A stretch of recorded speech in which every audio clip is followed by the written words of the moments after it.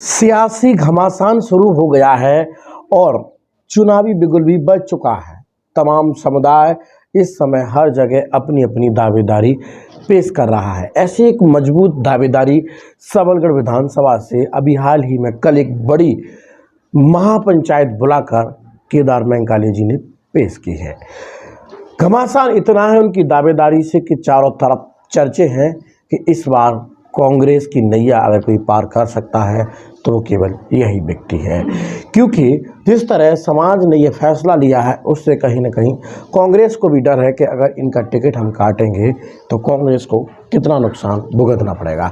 ये तो आप जानते ही हैं कि लगातार कांग्रेस कहीं ना कहीं शेड्यूल कास्ट खासकर जाट वोट को अपने पाले में लाने के लिए तमाम प्रयास कर रही है, लेकिन इस समय जाटव समाज के फैसले से कांग्रेस को बड़ा डर लगने लगा है और इस डर की वजह से कहीं न कहीं केदार मैंकाले जी जो हाल ही में सबलगढ़ विधानसभा से विधानसभा प्रत्याशी के लिए दावेदारी कर रहे हैं, उनकी दावेदारी और भी मजबूत जानी जाती है।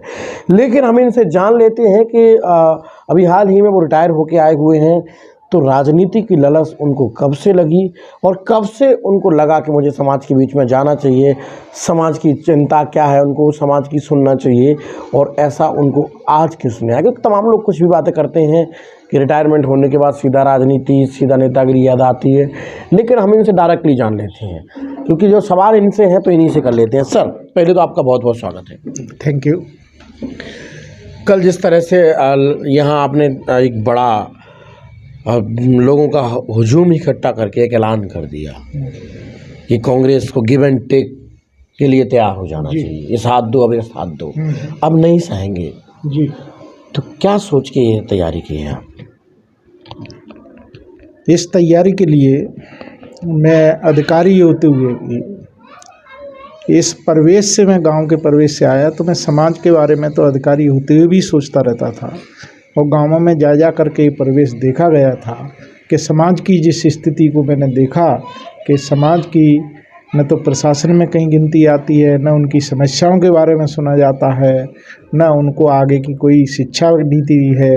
इन चीज़ों को देखते हुए मैंने ये सोचा कि मैं समाज के बीच में जाऊं और कुछ अच्छा काम समाज के लिए करूं। अच्छा काम जब तक नहीं हो सकता जब तक मुझे कोई अधिकार न मिले।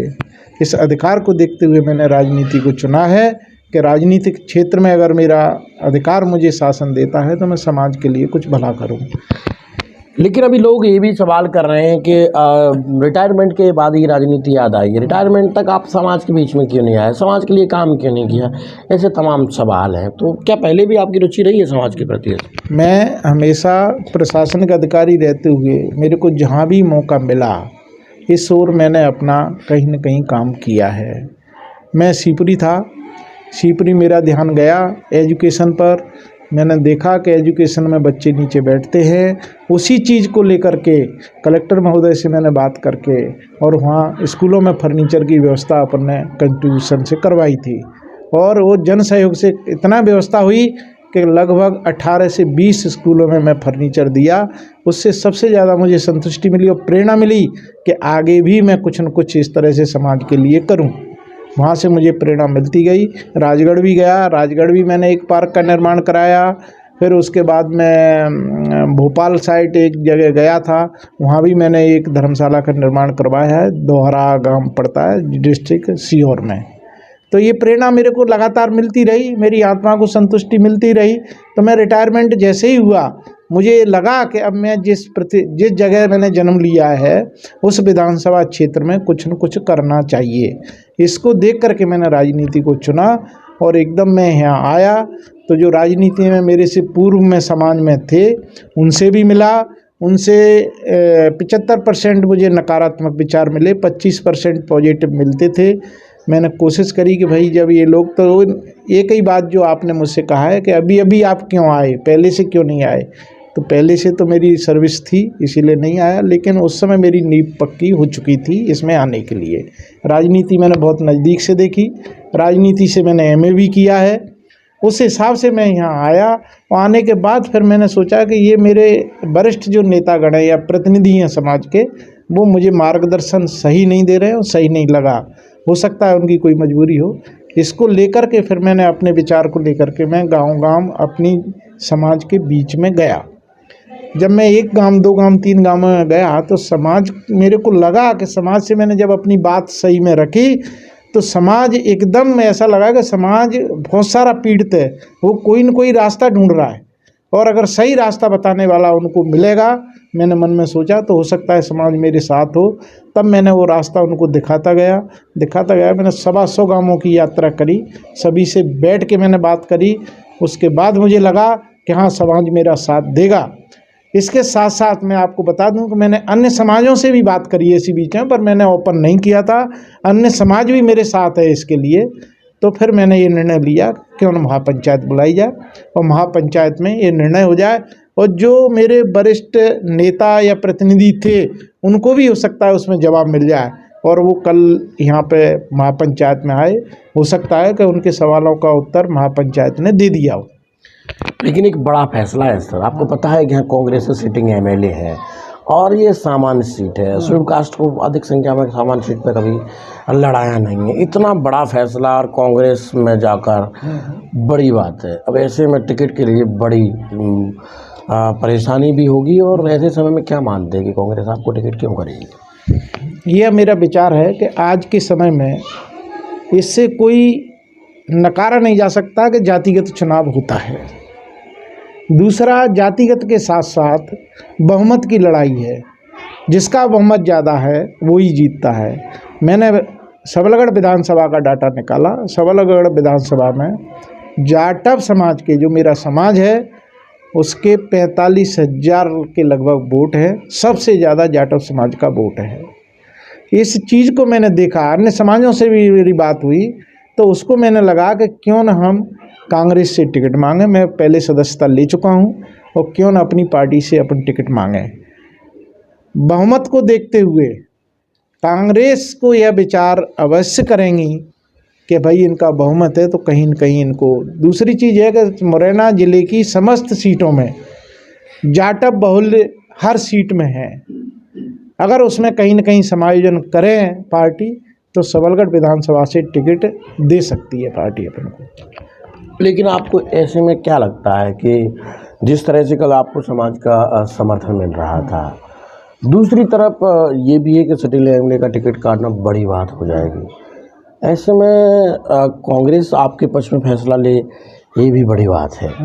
लेकिन इस चुनाव में आप कैसे देखते हैं, एक जाति के आधार पर आप चुनाव कैसे लड़ेंगे? क्योंकि आप अपनी जाति की बात कर रहे हैं, लोग ये भी कर रहे हैं एक जाति से कभी चुनाव नहीं जीता जा सकता। ऐसे में अन्य समाज में किस तरह की तैयारी की है आपने? इसके लिए मैंने अन्य समाजों में जा कर के तैयारी की है। छोटे समाज हैं, 10 से 12 हज़ार वोट वाले भी समाज हैं, उनसे भी चर्चा करी है। वो भी यहाँ बदलाव की स्थिति चाहते हैं, वर्तमान एमएलए से बदलाव की स्थिति चाहते हैं। और ये भी बात सही है कि यहाँ सर्वे कराया लिया जाए और सर्वे में भी ये बदलाव की स्थिति आएगी। इस हिसाब से मुझे एक बार ऐसा विश्वास हो रहा है पार्टी पे कि अगर सर्वे सही कराया है और सिटिंग एमएलए का सर्वे अगर नेगेटिव गया है तो कहीं न कहीं चेंज करने की स्थिति में आएंगे। कांग्रेस पार्टी को हम भी चाहते हैं कि कांग्रेस पार्टी सरकार बनाए और सरकार बनाए तो कोई भी सीट लॉस न हो। उस स्थिति को सोचते हुए कांग्रेस पार्टी को टिकट पर विचार करना चाहिए। दूसरा, सबलगढ़ क्षेत्र में जिस तरह से आप देखते रहे हैं लगातार कि अधिक संख्या में सीट रीबैक में कोई जीता भी, बदलाव होता भी रहा है। लेकिन अगर आपका ticket by chance Congress party ticket काटती है तो ऐसे समय में आप क्या करेंगे? निर्दलीय चुनाव लड़ेंगे या फिर क्या करेंगे? मेरा पार्टी के टिकट पर ही चुनाव लड़ने का फैसला है। अभी मेरा टिकट के बारे में विचार चल रहा है। निर्दलीय चुनाव लड़ने का मेरा बिल्कुल ही कोई फैसला नहीं है। मैं समाज में रह के समाज की सेवा करना चाहता हूँ, पार्टी के साथ करना चाहता हूँ। निर्दलीय मेरा चुनाव नहीं लड़ूंगा, ये मेरा अंतिम फैसला है।